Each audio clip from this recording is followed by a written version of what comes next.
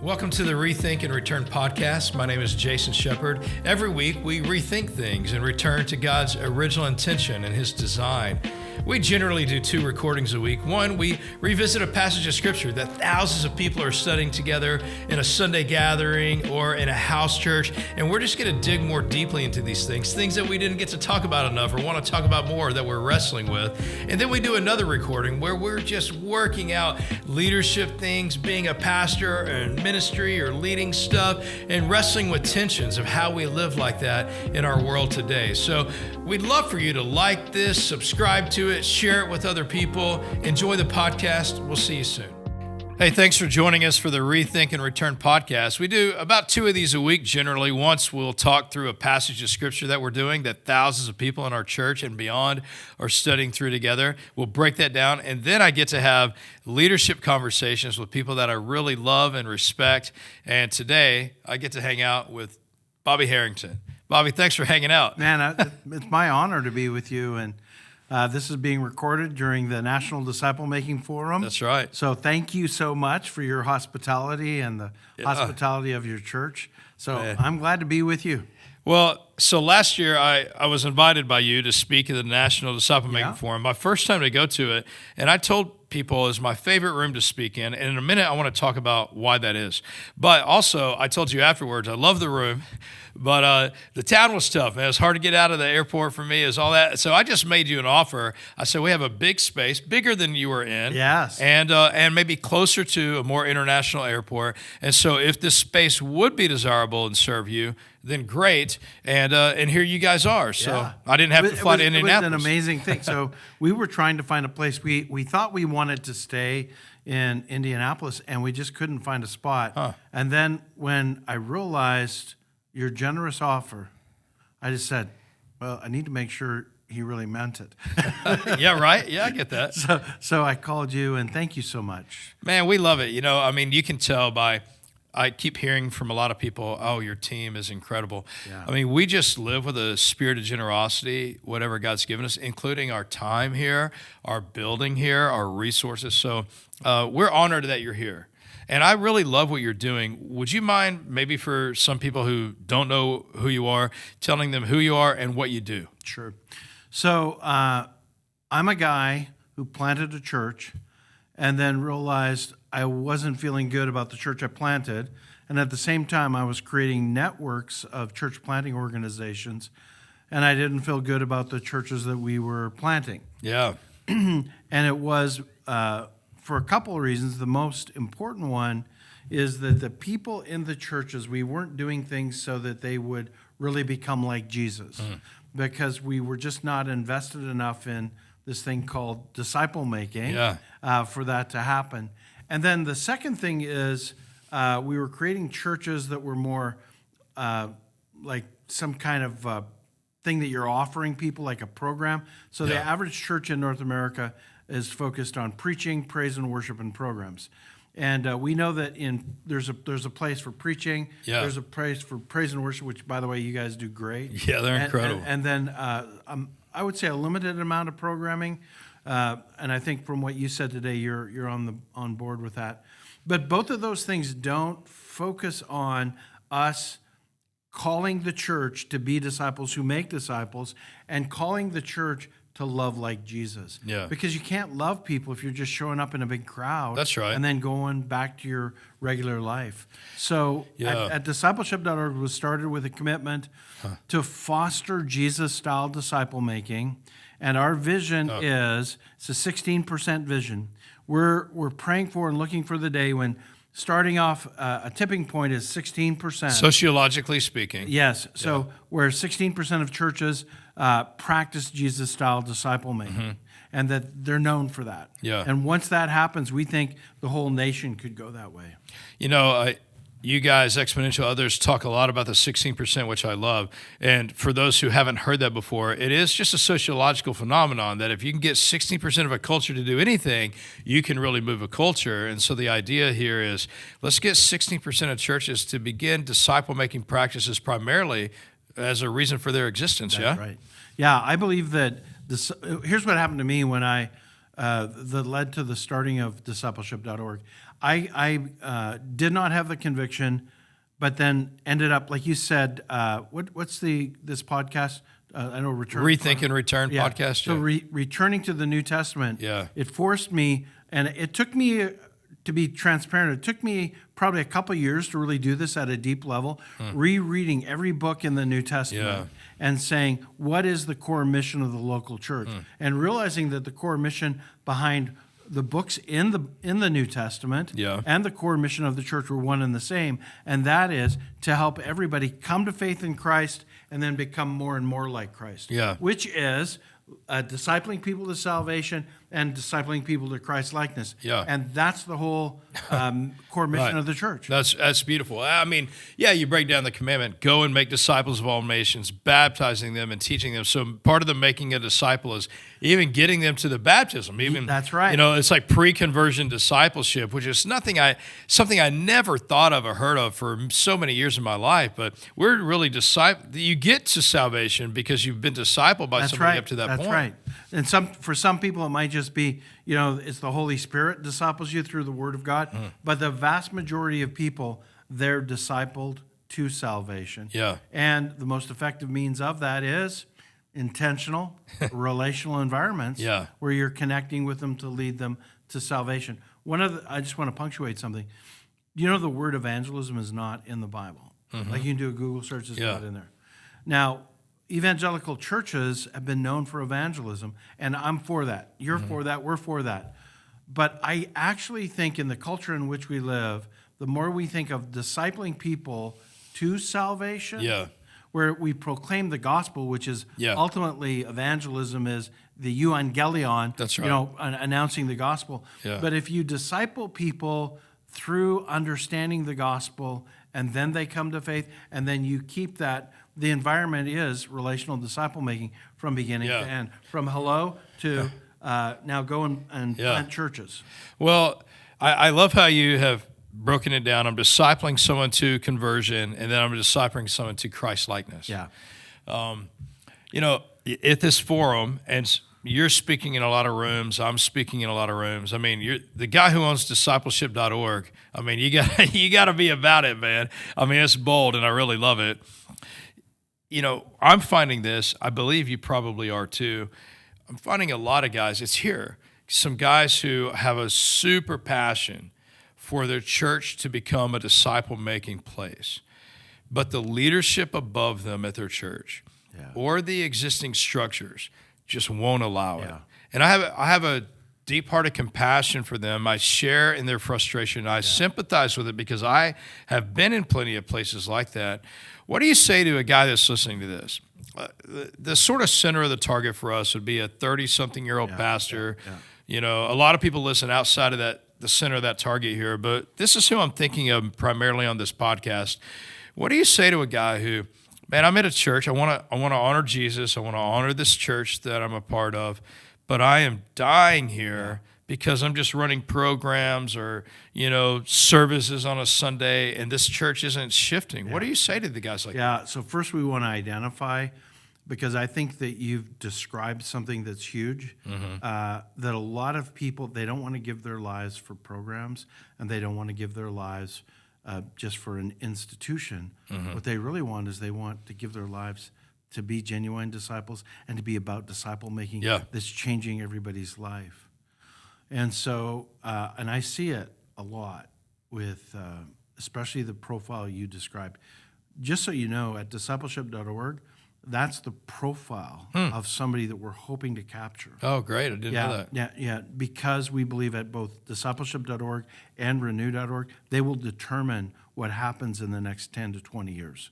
And so these are the guys we really want to go after. And here's what I always say, is it starts with you.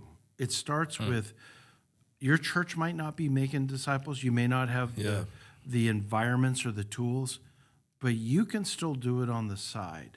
Whenever I'm coaching a senior leader, like we won't work with churches if the senior pastor, the lead pastor, senior minister, whatever you call him, we won't work with him unless he's in it. But most of them, the first thing that when they're really honest, they'll say, I don't have time. I'm spending so much time with elders meetings, with getting ready for Sundays and all these things, and say, listen, everybody has 5 hours a week. Everybody can carve out 5 hours a week. And if you can't carve out 5 hours a week, you're too busy. You got to change it. And then what we do is we communicate a couple of simple, what we call simple, effective, and reproducible models, and we say it starts with you to do that. So for this guy, this 35-year-old guy, I think it's so important that he does that in whatever ministry he's at. Yeah. He starts doing it, because it doesn't get easier. I don't know about you, Jason, but I can tell you about myself. Right now, in my context, we're really trying to focus more on reaching people who don't know Jesus. And so, I can't talk about that if I'm not setting the example. Right. And so I just, earlier this year in January, just really praying about it, saying, I don't have time. And one of my problems was, because I've got so much going on, I'm struggling, and I'm praying to the Lord about it. And then God brought to my mind this guy who I live in Nashville. He's a senator, and I'm thinking, why would I ask a senator? And I'm thinking, because he's the only non-church guy right now that I have an ongoing relationship with. And then I thought, he's not going to say yes to me. He's way too busy. But I met with him, and he agreed to join the group. And what did you ask him? What did I ask him? Yeah, what you're inviting him into. So we have a model. We use this book that I wrote called Trust and Follow Jesus. And so the model, real simple, is we invite people into an 18-month journey. And we start off with spiritual biographies. And then we do 8 weeks on the basics. And then from there, we'll do whatever the needs of the guys in the group are. So it's a very specific ask.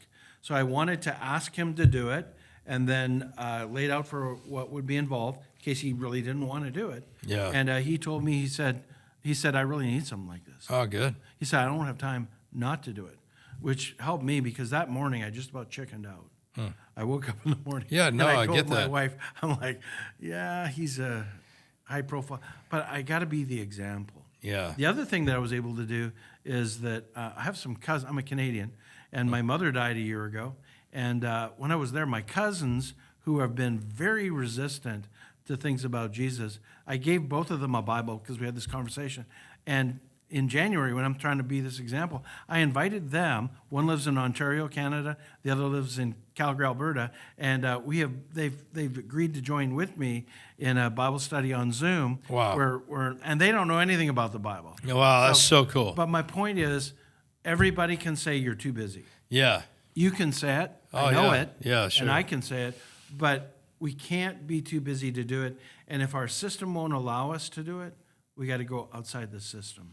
Yeah, that's right. right. We want to be what we want others to be. Yeah, that's right. I mean, at the end of the day, I felt a real accountability first to God more than even to my local church or to the systems or the whatever. So whatever God's called me to do, I got to figure out how to do it wherever I'm working. That's good. And so, yes, we're accountable to the people who are paying us and who we work for, and we need to honor that.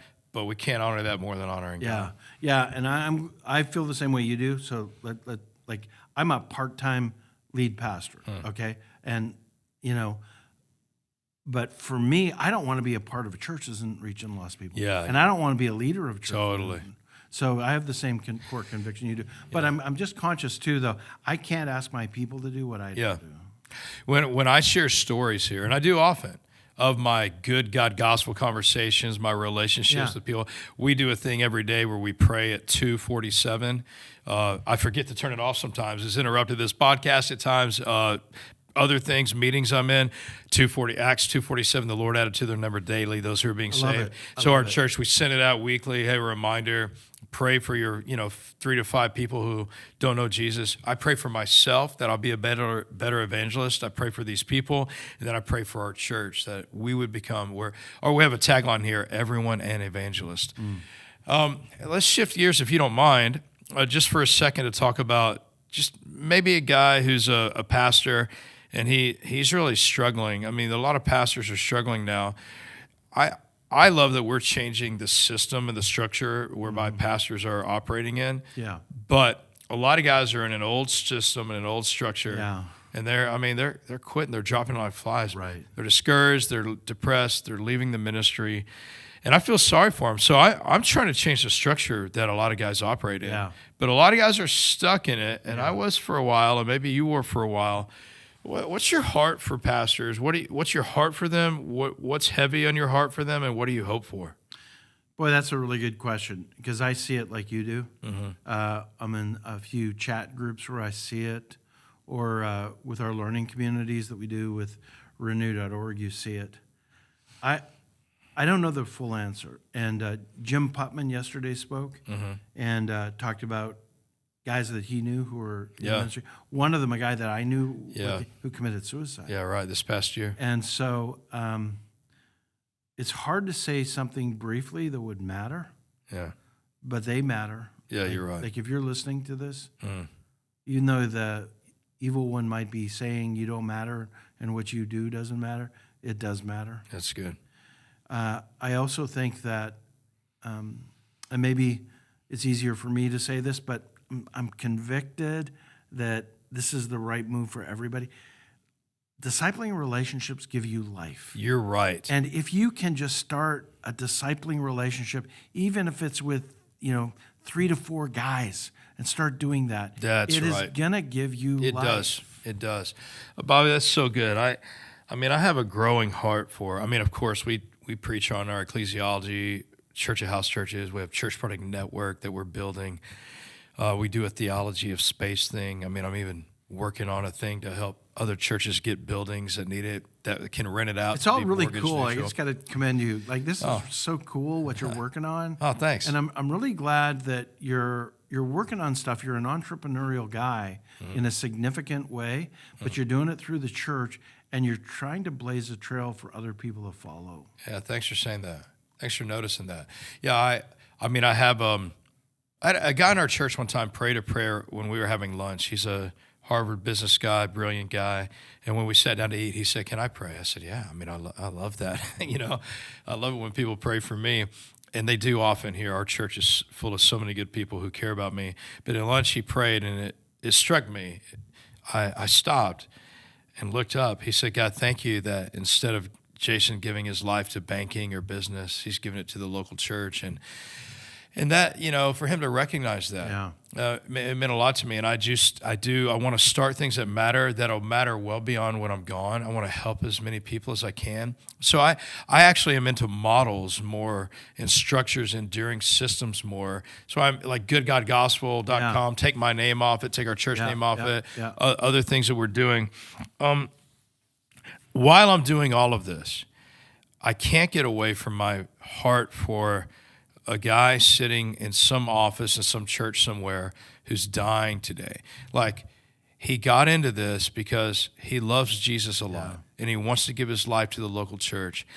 And the church is just super broke. I like to tell people at times, this was before you and bigger than you and beyond you. Yeah, this good. Isn't your fault that you got here, but I want you to live and not die. Sometimes literally, but also spiritually, and I want you to be happy. I want you to go home. And I had some years in my life where I didn't go home happy. I hated my job, and I was working at a church. And I think what you just said of start to do some things out here that give you life. But I would also say your life matters more than the church that you can't move. Yeah.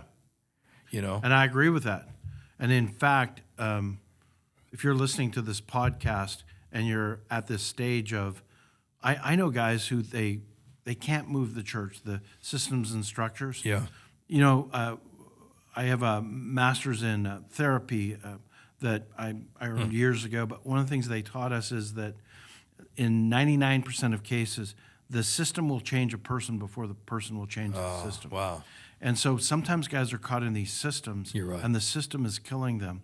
And if somebody, first of all, you can start these groups like we've said on the side, but secondly, there's enough places right now looking for guys to plant churches. Yeah. And for you to be bold and courageous, stay in the ministry, but you might need to change where you're at. If the church won't change, then maybe you need to change where you're at. Yeah. Because the worst thing would be for the dreams and the vision inside of you to get killed by that system that you can't change. This is why I'm doing this podcast, to have these real raw talks. And you're doing what's lighting your fire. That doesn't mean, and I am too, it doesn't mean that we don't have frustrations. We have obstacles. I mean, there are things that I want that can't happen yet. And I don't know if they're ever going to happen. There's dreams that I have, but I prayed this prayer for myself many years ago. It's a prayer that David prayed. Well, actually, he said, God, you set my feet in a spacious place. Is one in the Psalms. And when I read that many years ago, I wasn't in a spacious place. And I prayed, God, it's emotional thinking about it because he's done that for me. You know, God set my feet in a spacious place. Like, I want to be able to run after the things you put in my heart. Yeah. And again, I think it'd be unwise and immature and foolish to think that anybody is doing that completely unhindered. Right. I have obstacles. I have limitations that I would love to not be there. I at some point think that God's given me some of those because I would go wild if I didn't have obstacles. Yeah. I can see that. But you and I are both in a place that we can go after what God's put in our heart. Right. I think what you just said to somebody is really important. I think we need to do everything we can in the system we're in to do everything God's called us to do. We're accountable to him first. Yeah. But there are times where it's time. I mean, I told a guy one time, I'd rather work at Macaroni Grill than work here. I'm not working in this anymore, man. And so I'm going to do what God's called me to do, but I could do that more as a server at a restaurant than here in this place. And that was a big church where I worked. And I was like, I'm done here. Yeah. You know? Like when I look at my life right now, a lot of the things I see God using me to do, it came out of the pain and out of the difficulty of the past. You're right. And I have a maturity theologically and then with disciple making that I wouldn't have had if I didn't go through all that. Yeah. So sometimes guys are going to be in a place, and if it's a bad place, don't stay there very long. But maybe you need to stay there for a little while now until you can make the right move to the right place. That's a good qualification. I mean, the governor on this thing to keep us from going too fast, too quickly is God has used some of these places. Yeah. I mean, there are times where I'm like, God, you really want me to go to this church? God, why did you put me here? But he used a few of those things to create, honestly, what we have now. Like people come here and they notice your team is different. And I'm like, yeah, because I worked for some jerks. I worked for some places that didn't care about me at all. And our team has a lot of unity. They feel cared for generally here. I mean, it's hard. It's work. No. But you feel it. You're right. But I mean, I worked in places where they didn't give a care about me in the world. Yeah. And so, I think those places where we have been, where we haven't wanted to be, they have formed us. Serve faithfully while you're there. That's right. If you have an option to move and you know that the system's changing you, then move. And if you can't do it right now, just look at it as right now. And here's what I know. It's like Joseph when he went to Egypt. Yeah. He had no idea what God was really doing of saving all the children of Israel by him being in Egypt. And all the experiences that he went through were part of that grander picture. Yeah. And I can tell you in my life, at a couple of churches that I was at, that was not ideal, but it formed me. Yeah, you're right. And I'm a much better leader.